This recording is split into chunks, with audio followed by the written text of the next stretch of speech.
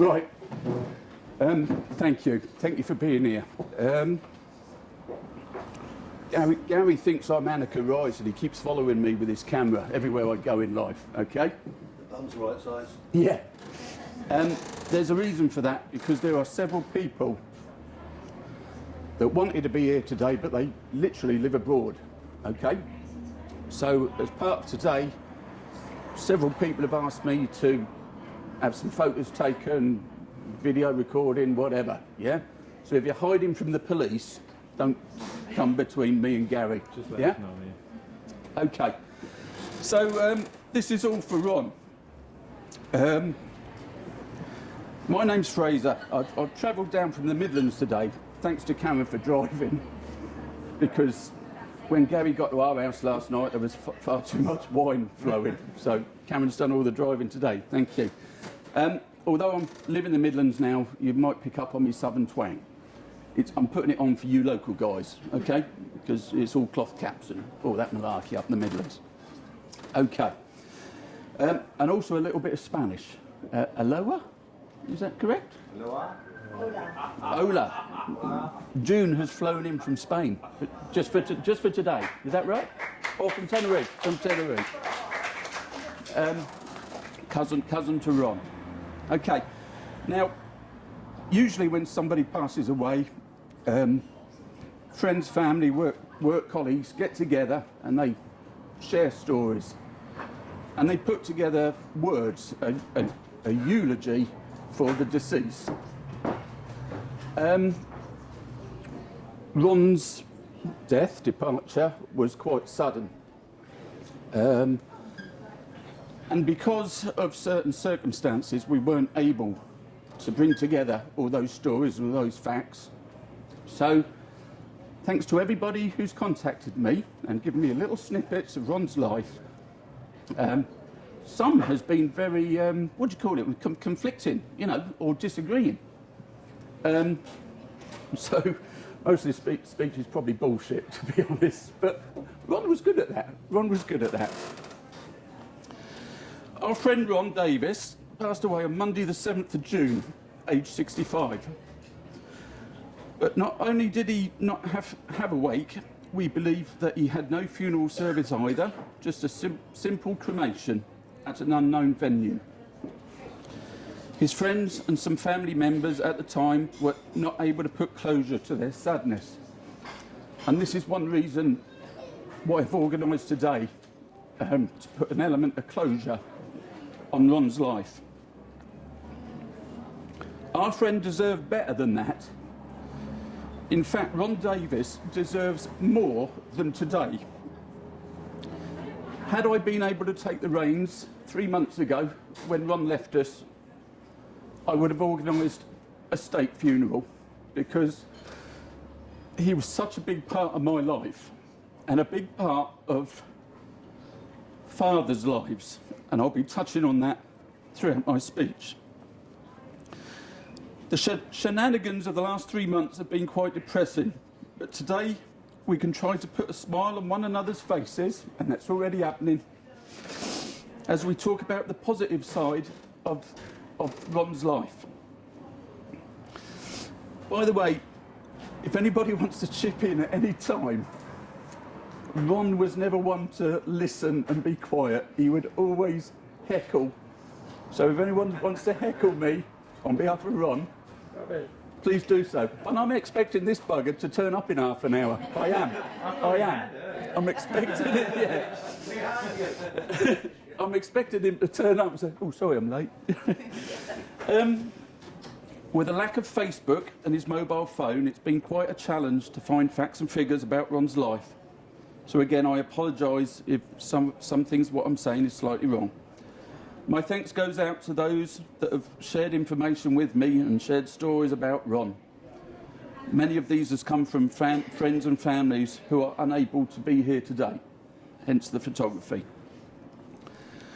Without sounding like a committee meeting, we have apologies from Gary Birch in America, Glenn Poole in Australia, Matt O'Connor, the founder of Fathers for Justice, a cousin, Millie Gibson in Australia, and a good friend and journalist, Tina Rayburn, who's given me some words, which I'll read later. However, some of you have managed to cross the water all the way from Tenerife. Thank you.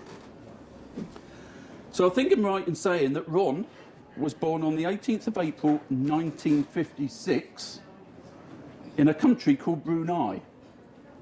I haven't got a clue where that is. I ain't got a clue.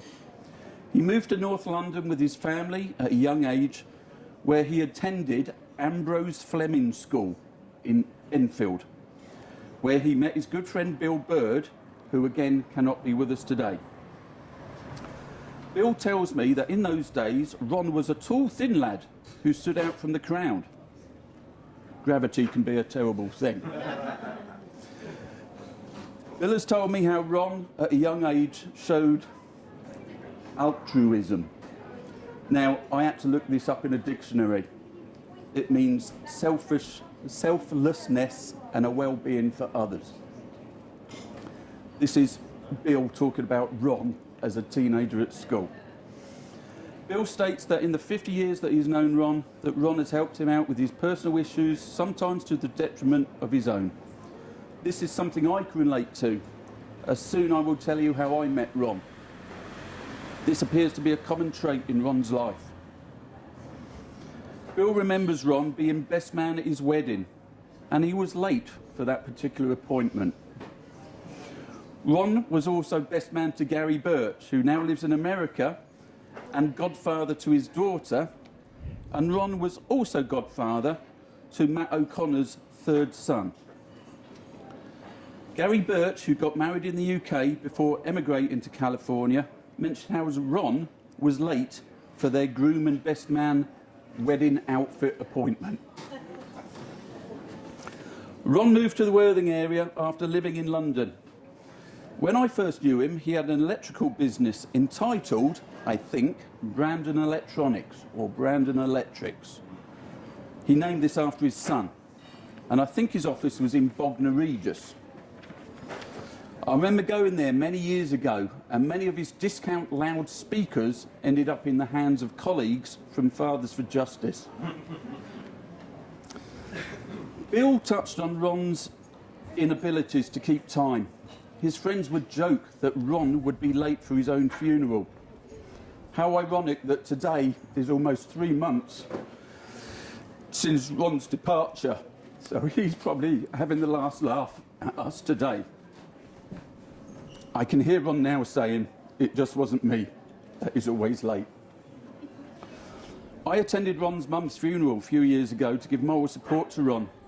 Ron was very close to his mother. Ron was the last person to arrive at her funeral. So, I first got talking to Ron via a chat room, a helpline, approximately 20 years ago. We first met in 2002. When I found him dressed up as Father Christmas at the first ever Fathers for Justice demo. I've also seen Ron dressed up as Elvis, Men in Black, and an Easter Bunny. He was banned from the latex. He wasn't allowed the latex. He used to wear that on the walks, though. Did he? Well, tell us more, Sue, tell us more. It was a Fathers for Justice stunt on the 19th of May 2004 that put Ron on the front page of every UK newspaper. Apparently, he threw purple powder at Tony Blair as he spoke in the Commons.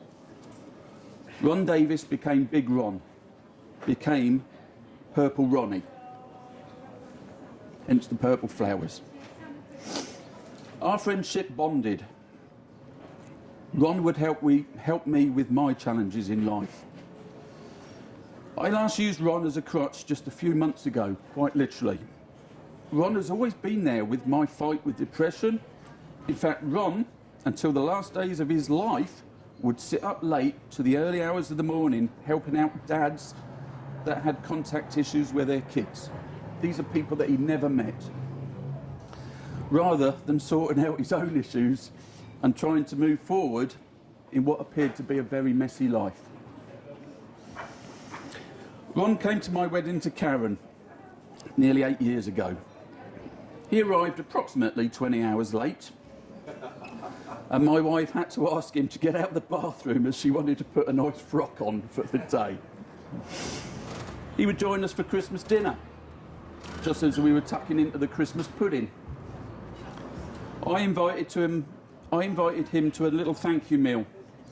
He turned up as we were sucking on the after-dinner mince. Like Bill and many others, we would always wait for Ron. Ron was also known for his love of comedy.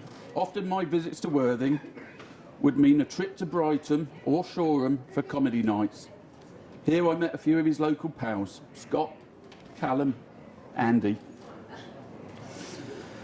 The last time I saw Ron was with Karen in July 2020 due to the COVID lockdown. The last time I spoke to Ron was Sunday the 6th of June this year. Fortunately, I was walking Dougie the dog at 7:15 in the morning. My phone rang. Ron was frantically trying to ring his best friends from a hospital bed in Brighton. He explained to me that he was going to have heart surgery due to a swollen aortic valve, or a problem with his aorta in his heart, and that the chances of survival were slim. In fact, he mentioned a 50-50 to me. That was 7:15 in the morning. I phoned Ron back at 4:30 that afternoon, and he surprisingly answered the phone. He stated that they were now keeping him under observation. The reason for this, in his words, were due to his good looks. He was the best looking guy in the ward. Ron was cracking jokes to his very last day.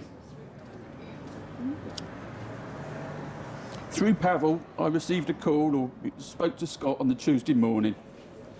Ron did go for the operation but never came out. My thanks go to Scott for persevering with Ron's mobile phone. The outcome was that a doctor spoke to Scott and gave details, and thanks to that short time with the phone, we were able to contact some of Ron's friends. Thanks go to Pavel and Lisa as well for being on the ground locally. Thank you. A big part of my life went missing from that day. Ron had some good pals down in Worthing. I've had the pleasure of meeting some of them, and I've met more of them today. Thank you. Although Ron's life has been unpleasant for him due to losing his kids from his life, he did manage to move on. We spoke about this earlier. And he had a great social activity, much of this involving eating curry. Yeah. Yeah, superb.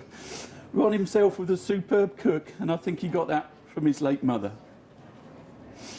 He would often tell me of the walks that he did with local groups, of which Sue is a member, and of his cycling that he took part in, again with local groups. He would talk to me about his plans. He wanted to go out to Australia to see his friends and family. He wanted to go across to America to see his mates. He wanted to visit his friends in France and Spain. He wanted to travel all around the UK.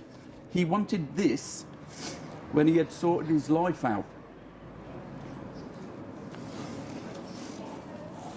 I've spoken of his laughter and how Ron was mine and many others' crutch to lean on. Ron also needed a crutch, and there was often an underlining mood of frustration and anger, which he did talk to me about. He loved listening to the conspiracy channels on TV. He had no faith in British government or authorities. Just days before his departure, he was in a court fighting against the Child Support Agency and ducking and diving the bailiffs. I mentioned that he would stay up late, helping others, but at the same time, he would be fighting the feminists and putting them in their place. His Facebook page, which has now sadly gone, was full of humour, but also dark politics. There is a recent picture of Ron on my Facebook page, which was taken with Callum literally a couple of weeks before he left us. We've chosen this pub today to hold this event.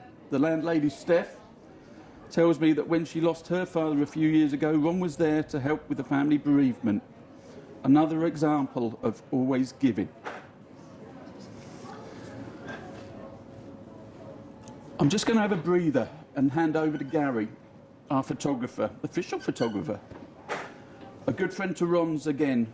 As an individual, I remember the time Gary asked for help. The council were giving him shit because his head was going over the pavement. Gary's from Leeds.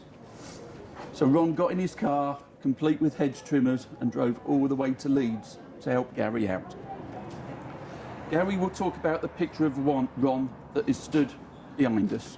And I've got to stand near Gary because I've got the mic. Is that right? Yes, that is correct. Yeah. Hi, I haven't got any particular script, but just to... I knew Ron. Apparently I'm the first ever member of that notorious group. Apparently, according to Jenny, who was Matt's secretary. She was in charge. She was in charge, really. Yeah. So I got to know Ron through that in about 2001, but I didn't really talk to him until Matt and a few others asked me to take some portraits of the guys. So I took this one of Ron, then Guy, and then a couple of the other fathers for just as protesters. And I remember going to this bedsit thing in Worthing, which is near where he eventually lived in that house. Findon. Yeah. To the hoarding house Yeah. where he went. And I was struck by this almost sort of Kafka-esque building with the door swinging off because it had been kicked off the hinges by a special branch. And this was about 2 days after he came out of prison for throwing the purple flower in 2004. Apparently. Allegedly, Your Honour. And it was my way of photographing Ron was to give him the power about how he was being represented. So all I was really, I mean, it sounds like I didn't do anything. I did, but I'm just a button presser. Ron made that picture. He said, "Can you photograph me with the flower in my bedsit? But I'll look through the family album because this is what's motivating me in my life: the family and the memory of my family, or the post-memory of my family that I can't see for various reasons." So that made this beautiful picture. And there's no window in that room. It was completely enclosed. So luckily I had a guy with me called Andy Bell who works for Meridian Television, and he works on various film projects for directors, and he brought a little, I don't know what it's called, I can't remember, it was a little Fresnel light like they used to use in the cabinet of Dr. Kilgary European films to make kind of vampire windows, you know, shining through in that kind of film. I forget what the film style's called, but so he put that in there. So Andy's on this side with the light, and I just take the picture, and then Ron got the family album out. And after that picture, I just started talking to Ron, and like Fraser said, I can just echo what you're saying. Ever since I got to know him, he liked that picture a lot. He had it on his Facebook page. We were then interviewed by Amateur Photographer magazine, and they had a little spread in there about the campaign, about Ron and Guy and people like that. And then after that, it seemed to, like you, Fraser, just whenever I needed help, he'd drive six hours up to Leeds, help me trim my hedges to keep the council off my back, because they were arriving with the writ to take over the cutting of the hedges, because I just couldn't cut it because I had illness problems. And then he'd often drive up after seeing you at Christmas to spend New Year's Eve, just before New Year's Eve and into the New Year with me and my daughter in Leeds. And again, cook for us, help us out. And even though he was going through his various problems, he was always putting himself second to other people. That was his defining characteristic, as well as he was always late, but at least he came. We used to call him later on the walk. Yeah, later on. Later on. So that's how I got to know Ron, and he was just such a supportive guy, particularly of fathers, but everyone really who crossed his path, and very friendly with people he'd never even ever met or would ever meet Yeah. through the Facebook page. Yeah. And I don't know why he did that, because I don't know whether it's a cultural thing that, coming to England as an immigrant and you've got to prove yourself. But I mean, he was just one of the best guys I've ever met, and it was a big shock when he left us. So hopefully we can, Fraser's beautiful speech can be a little testimony to his memory, because it's brilliant what you said. Thank you. All right, thanks, Gary. Go on. Yeah, I'll be amateur right again, yeah? Okay. Right, often at a wake, there was a whip round. This is usually for a charity that was supported by the deceased. Ron and I used to speak quite openly about when the time comes, when he departs. And it's quite ironic that I referred earlier to when he phoned me at 7:15 on a Sunday morning. His opening line was, "Fraser, the time has come." Now, he'd been in court with Callum fighting the CSA a week and a half before, and I thought, I'm going to have to get my Batman uniform on. We're closing down the child support agency. But he was talking about his health. Now, in the past, we have spoken about his health, and the silly clown never had a will. He never wrote anything down, and life is a little bit complicated for his next of kin because of that. Part of that, he never mentioned charities to us at all, but because it was his heart that basically took him, for those that can stick a couple of quid in the basket, we're going to share it with the British Heart Association.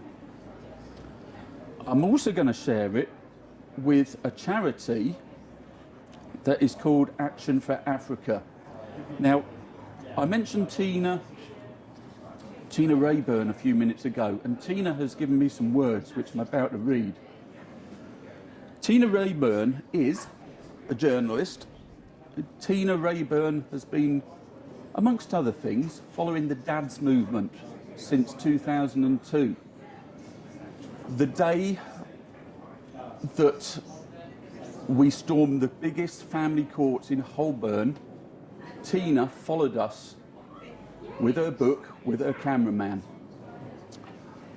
It was only 4 years ago that Tina followed Ron and myself to Worthing Seafront, where she was doing a documentary about the Child Support Agency. That was 4 years ago, and I remember Ron speaking and Ron breaking down, because although his 2 children are now adults, the pain still hurt him. Now, Tina is the chairperson of Action in Africa. Tina can't be here today, and she's given me some words which I'm going to read.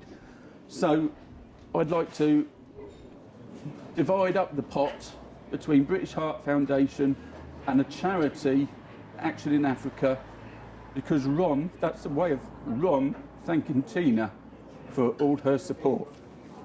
Okay, I'm going to read the words from Tina. There is one particular line in there which is so close to the hearts of those that are fathers. Right. Ron was a friend. He was a warrior. A good man who always acted with integrity. He stood out from the crowd and what he believed in. He was a man who was robbed of fatherhood, but drew on his terrible experience to help other men and women suffering the same plight. We keep hearing this. He just gave and gave and gave. He treated everyone equally and fairly. He was open and honest. He was prepared to speak out when others were treated poorly. His integrity set him apart from others. It defined him as a person. Ron was modest and humble. I, that's Tina, is a better person for having known him.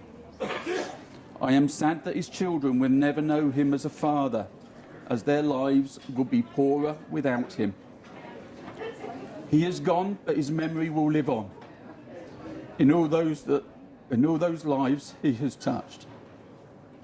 He was an inspiration, he was a warrior, he was my friend. So that's from Tina, who became a friend of Ron's. A beautiful lady. Okay, I've lost my page now.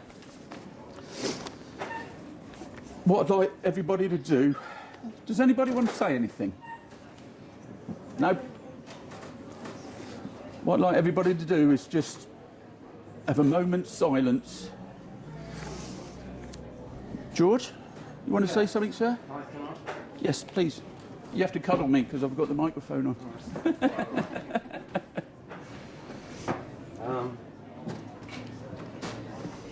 I met Ron about 20 odd years ago,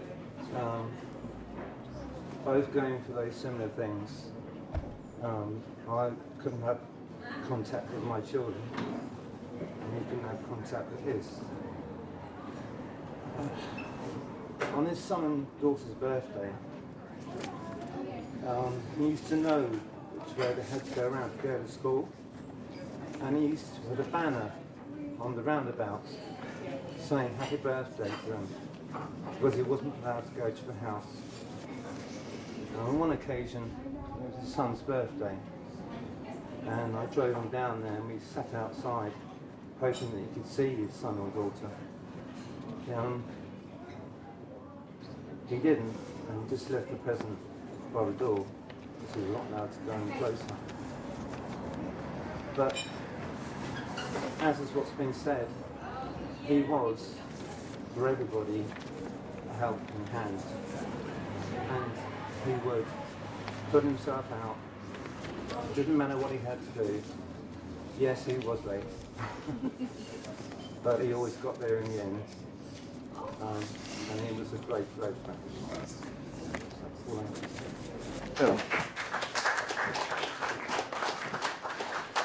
Okay.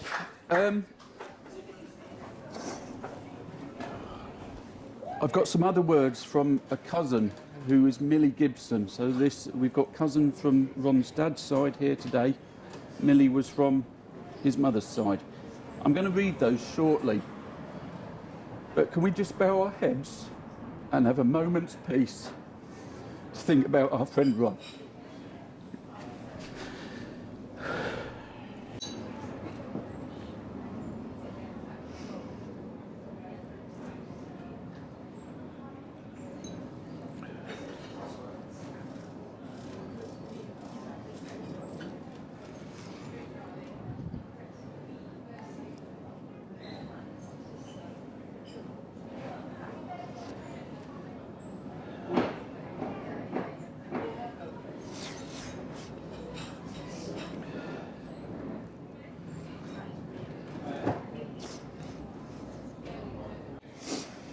These are Millie's words.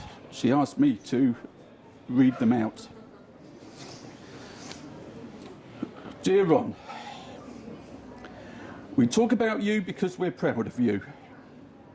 We talk about you because you deserve to be remembered. We talk about you because even though you are not physically with us, you are never far from our mind. We talk about you because you are part of us still, a part that we could never ignore or disown. We talk about you because we love you still and always will, forever. Nothing will ever change that. Rest in peace, dear friend. Now, Millie was over here and stayed with Ron's mum 18 months before Ron's departure, his mum's departure. Like I say, she's been very kind. For those that have got a glass, Mr. Ron Davis.